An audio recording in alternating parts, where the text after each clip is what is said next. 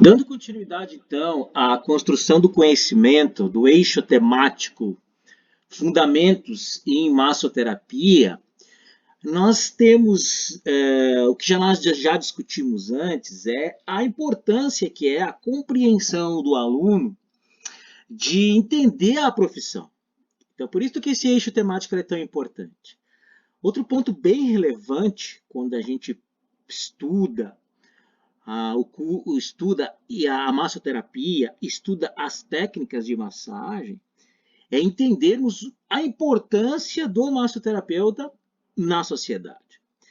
Para isso, nós temos que ter uma definição de massoterapia, de massoterapeuta. Então, o massoterapeuta, ele é um profissional da área da saúde, certo? Onde ele tem a formação técnica pela terapia manual pela massagem. Então, se é terapia manual pela massagem, ele utiliza as ferramentas tecnológicas, como a gente diz, as ferramentas que ele vai utilizar na prática do seu dia a dia são as práticas manuais. Então, qualquer outra ferramenta tecnológica que não seja a mão, ela não faz parte do rol da formação básica do massoterapeuta. Isso é bem importante a gente atentar para esses quesitos. O que outras ferramentas que nós formos utilizar na prática diária relacionado à massoterapia são atividades complementares, como ventosa, como bambu, como pindas, certo? Como sementes. Então, a formação básica do massoterapeuta é realmente a questão da terapia manual pela massagem. Então, a massagem, pela sua compreensão que existe, é de manipulação e mobilização de tecidos moles. Dentro deste contexto, nós vamos ter esta atividade, a nossa atividade ocupacional é a relação, é a interação com as outras pessoas. Então, nós temos que ter todo um apreço e um cuidado dentro da ética, bioética, deontologia e a moral, certo? E que é o que vai nos embasar para que a gente possa desenvolver as práticas manuais com o nosso interagente. Então, em suma, em relacionados a este, tendo claro isto, esta percepção da sociedade do massoterapeuta, o que nós vamos realizar? Técnicas massoterapêuticas orientais e técnicas massoterapêuticas ocidentais. Então, ocidental e oriental. Isso é uma discussão a posteriori. O que interessa agora para a gente? Dependendo da área que nós vamos atuar, dependendo da técnica que nós formos utilizar, dependendo do local aonde nós vamos trabalhar, nós vamos precisar de alguns mecanismos, alguns objetos, alguns materiais. Então, essa discussão que a gente começa a pensarmos quais são os equipamentos, quais são os materiais de massoterapia que nós vamos utilizar. Então, quando a gente começa a pensar em materiais e equipamentos em massoterapia, nós temos que ter uma situação bem clara quanto à definição dos equipamentos e materiais. Então, por definição, equipamentos são ferramentas que nós utilizamos para desempenhar uma determinada atividade ocupacional.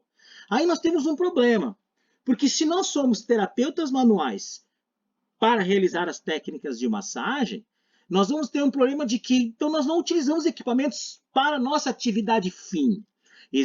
Nós vamos utilizar equipamentos para as atividades meio. Por exemplo, uma maca. É importantíssimo que você tenha uma maca para você realizar uma técnica de massagem? Não necessariamente. Então, a maca passa a ser um equipamento. Não de suma importância, porque a técnica em si ela é manual, ela pode ser realizada em qualquer local. Diferente de que nós vamos observar, por exemplo, de um marceneiro, que ele precisa de alguns equipamentos, de algumas ferramentas para desempenhar suas atividades na madeira. Então, vejamos. Então, utilizamos equipamentos, mas não como atividade fim, mas como algumas atividades meios. Então, nós temos um outro conceito dentro da parte da massoterapia que cabe à discussão, é quando nós pensamos nos materiais. Então, materiais é tudo que é relativo à matéria, isto é, tudo que é palpável. Então, de uma forma geral, nós podemos pensar que nós, terapeutas manuais, pela massagem, vamos utilizar equipamentos e materiais. Então, se está claro para a gente quanto a esses princípios, dentro da nossa percepção de formação, de sermos terapeutas manuais, nós temos que pensar que nós vamos ter uma forma mais clara, de uma forma mais fácil de compreensão, são os nossos materiais que nós vamos utilizar. Então, os nossos materiais são divididos em dois. Então, são materiais de consumo e materiais do tipo permanente. Qual que é a diferença de um em relação ao outro? O material de consumo é que é todo aquele material, todo aquele equipamento, todo o material que é utilizado pelo profissional da área da massagem, onde há uma deteriorização. Então, vai se deteriorar esse material, ele vai ter uma perda imediata ou a médio prazo. Então, se eu vou utilizar um creme, por exemplo, eu utilizo o creme e automaticamente ele se consumiu naquele momento. Então, eu não vou ter como eu reutilizá-lo novamente, assim como o álcool 70, assim como um lençol descartável, assim como um papel toalha, certo? Então, esse é o princípio do material de consumo. Quando nós falamos em material permanente, nós estamos falando de um material que ele é mais duradouro, de médio e longo prazo. É dito na literatura, quando nós falamos que material permanente está diretamente relacionado a materiais que durem no mínimo de 1 a 2 anos. Então, nós podemos citar cadeiras, macas, podemos citar até mesmo os lençóis, né? Se for bem cuidados, ele pode ter uma durabilidade maior. Então, tendo claro este princípio de utilizações de materiais, quais são esses materiais que nós vamos utilizar? Só que, como nós conversamos no início, o material que nós vamos utilizar ele está diretamente relacionado com o tipo da técnica que eu vou utilizar, como, por exemplo, técnicas orientais. Não há necessidade de utilizar meios deslizantes, por exemplo. Quando nós utilizamos técnicas de massagens estéticas, há sim necessidade não somente de utilizarmos materiais de deslizantes, mas também que sejam ativos também. Então, essas situações têm que estar claras. Então, o tipo da técnica que eu vou utilizar. Outro ponto bem relevante, quando nós utilizamos os tipos de materiais, é o local onde eu vou trabalhar. Então, onde eu vou desempenhar a minha atividade ocupacional? Ela vai estar numa academia, ela vai estar num consultório, ela vai estar numa clínica, vai estar num local, num lar de longa permanência, vai ser um evento, por exemplo, de um casamento, um evento de uma prática esportiva, depende do local. Como é que eu vou perceber, então, quanto a isso? Nós vamos perceber que nesse local de trabalho ele está diretamente relacionado a uma legislação, a um regramento que existe. Quando nós falamos em legislação, nós estamos falando de um princípio social que determina uma ordem para isso. Para isso existe uma legislação federal, existe uma legislação estadual e existe uma legislação municipal. Então, em cima disso, nós estamos pensando em quê? Você precisa ter um alvará para você desempenhar uma atividade dentro de um estabelecimento. E tem que ter o alvará sanitário, que é disponibilizado pela vigilância sanitária. Você precisa ter um alvará de funcionamento, que é pela prefeitura. Quem rege isso a situação são os municípios. Você precisa ter um alvará do Corpo de Bombeiros para que determine que o local cause menos risco. Então, tudo isso a gente tem que pensar. Então, mas como é que se eu vou querer abrir uma clínica, se eu vou querer abrir um consultório de massoterapeuta, eu preciso consultar a vigilância sanitária do município para saber o que realmente é necessário. Essa legislação ela está baseada na Anvisa, na Agência Nacional de Vigilância Sanitária, que determina os regramentos relacionados para você trabalhar dentro de uma atividade, dentro de um consultório da área da saúde, dentro de uma clínica na área da saúde. Então, se você for trabalhar como um empregado de uma clínica que já desenvolve essas ações, ela provavelmente vai ter todas essas em dia, né, como a gente fala, com a legislação vigente. De uma forma geral, das questões sanitárias são atentados para os riscos que existem à saúde, que são os agravos à saúde. São os riscos químicos, os riscos físicos, são os riscos ergonômicos, são os riscos de acidente e os riscos biológicos. dentro desses riscos, esses agravos à saúde, nós temos que ficar atento, porque existe uma vigilância por cima disso. Existe uma legislação de como você deve fazer. Por exemplo, tem que ter uma boa iluminação, uma boa ventilação, tem que ser piso e paredes, todos têm que ser laváveis, e tem que ser impermeáveis, tem que ter lixeiras para cada tipo de lixo, seja orgânico ou inorgânico, ou infectante. Existe uma legislação para isso. Você tem que atentar para isso, tem que ter pia, tem que ter... A pia não pode... Você não pode tocar na torneira, então ela tem que ser uma dispensação por pés ou pelas mãos, de uma forma que você não toque no local. Então você precisa ter todo um processo organizacional, de um processo de organização de trabalho. Quem determina isso é a vigilância. Então nós temos que estar atentos quanto a isso. Precisamos ter banheiros, precisa ter área de troca, tem que ter uma sala de espera. Tudo isso a gente tem que pensar. Nós estamos pensando em um local fixo, nós estamos no consultório, nós estamos falando de uma clínica. Se você desrespeita esse processo organizacional que existe de uma legislação vigente, você está sujeito a punições, você está sujeito a penalidades, que vai desde suspensão de alvará, multas, até criminalmente você pode responder por isso. Então, todos nós temos que ficar atento quanto a essas situações. Se você faz para algum tipo de evento, uma prestação de serviço, que você vai trabalhar com uma quick massage, por exemplo, num casamento ou num congresso, você tem que estar atento à área útil que tem que ser do mínimo 2 metros quadrados de espaço, você precisa ter todo um processo de biossegurança, utilização de álcool 70, higienização das mãos. Então, tudo isso existe uma legislação e nós precisamos sim estar atentos. Mas quando nós falamos especificamente dentro desses riscos e agravos à saúde, a biossegurança ela leva uma atenção especial.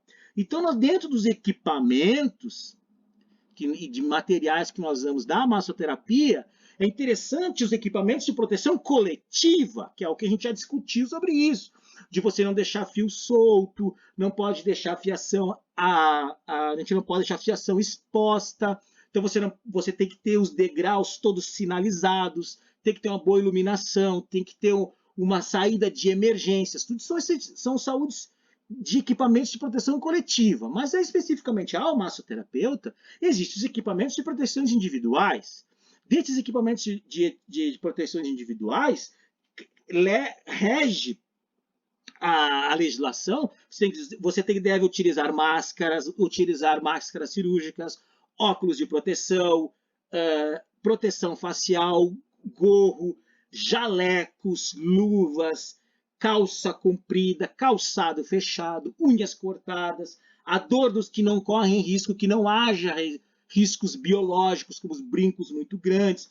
Então a gente tem que atentar tudo quanto a isso, quanto de risco e o local que a gente vai utilizar, depois de uma anamnese muito bem feita, para ver se existe algum risco biológico significativo, utilizarmos desses equipamentos de proteção que eles são significativos e muito importantes para a nossa saúde e a nossa proteção e também a proteção do nosso interagente.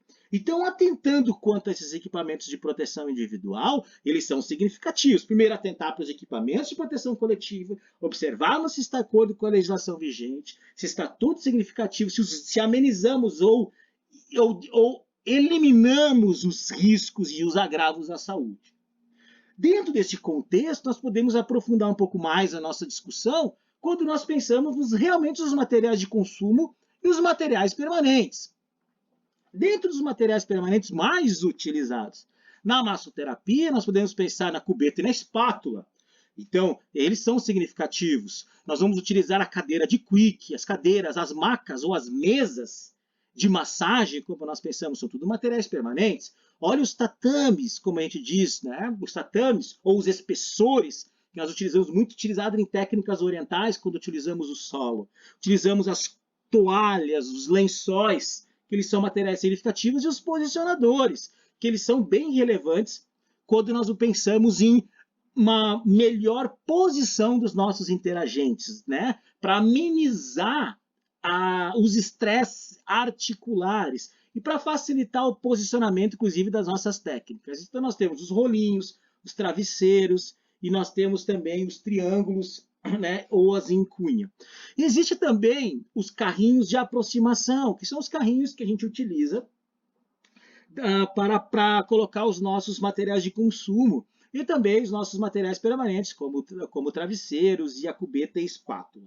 Lembrando que a biossegurança está acima de tudo, então nós precisamos manter o processo de higienização, que é o processo de água e sabão, para retirar a sujidade propriamente dito, e também a utilização de álcool 70, que ele é o mais utilizado, custo-benefício, para que haja o processo de degermação.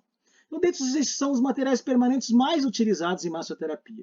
Outro ponto também são os materiais de consumo. Esses materiais de consumo, eles estão diretamente relacionados àquilo que a gente utiliza e ele automaticamente perde a sua validade, digamos assim, por assim dizer, e principalmente perde a sua eficiência e a sua eficácia. Logo, nós podemos pensar no álcool 70, uma vez utilizado, né? Ele não pode ser mais reutilizado. O lençol descartável, que tem que ser um para cada pessoa, e nós temos os papéis, as toalhas descartáveis, né? Que são significativos, e os nossos meios de deslizamento, meios de deslizantes que a gente utiliza também, com alguns princípios ativos, como os óleos e os cremes, como mousses também, ou materiais que a gente utiliza para a prática da massagem. Como nós falamos, os materiais estão diretamente relacionados ao local onde a gente for trabalhar, o local onde a gente for desenvolver a nossa atividade ocupacional e o tipo de técnica que a gente vai utilizar. Este é o princípio básico dos equipamentos e materiais, seja material de consumo ou seja material permanente que nós utilizamos nas técnicas manuais pela massagem.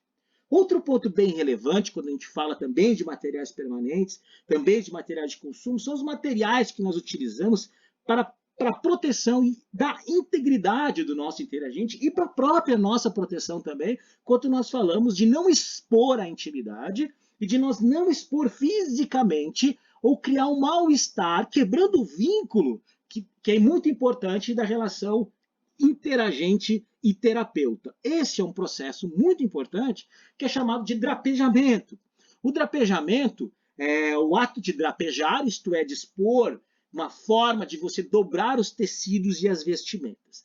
Esse é um termo muito utilizado na área da moda, que eles utilizam para a questão do uso dos tecidos. Onde nós, profissionais da área da saúde, utilizamos o termo drapejamento, é o ato de você dobrar, o ato de você cobrir, o ato de você proteger, de você não expor, é o ato de respeito que nós temos com o nosso interagente, de não expor a sua intimidade, uma vez que, por nós sermos terapeutas manuais pela massagem, é quase que inevitável que haja ou na inspeção e na palpação no primeiro momento, ou durante a técnica, de não expor o corpo da pessoa. Lembrando, não somente o corpo que ele se expõe, tem a parte emocional também.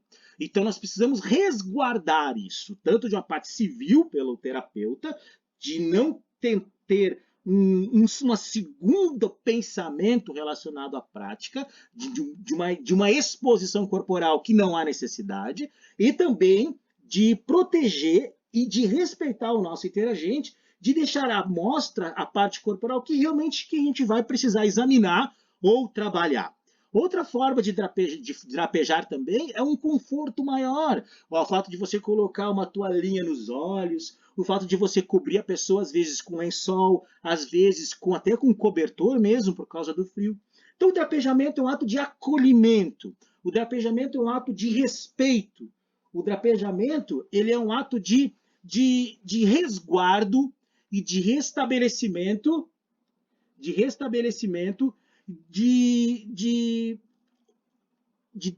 estreitar o vínculo, tornando-se a atividade respeitosa, e com isso nós fomentamos ainda mais o profissionalismo do massoterapeuta.